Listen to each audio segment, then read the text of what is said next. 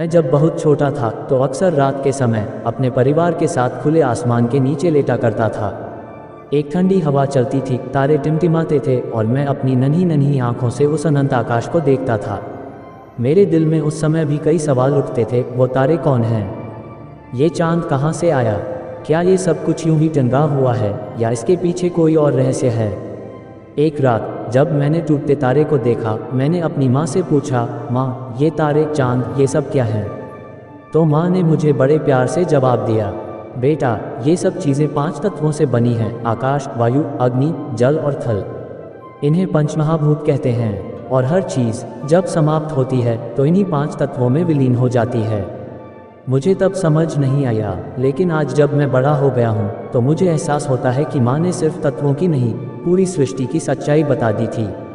अब जब मैं इस दुनिया को समझने की कोशिश करता हूँ तो पाता हूँ कि ये 5 तत्व केवल धर्म या अध्यात्म की कल्पना नहीं है, बल्कि विज्ञान भी इन्हें अपने तरीके से समझता है। वेद कहते हैं, यथा पिंडे तथा ब्रह्मांडे, जो हमारे भीतर है वही ब्रह्मांड में है।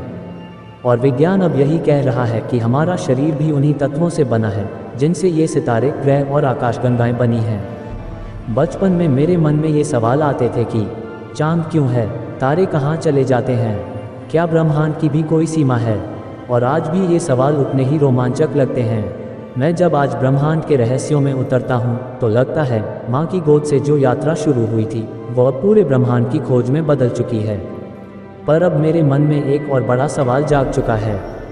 अगर सब कुछ पंचमहाभूत से बना है तो फिर ये पंचमहाभूत कहाँ से आए? क्या ब्रह्मांड सच में अनंत है? और अगर है तो इसका प्रारंभ कैसे हुआ?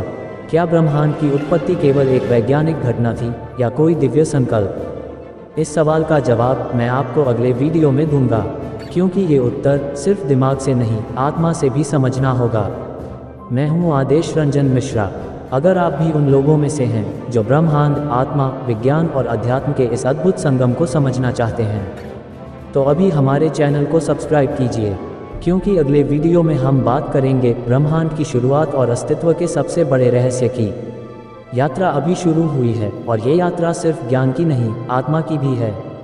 मिलते हैं अगले रहस्य के साथ।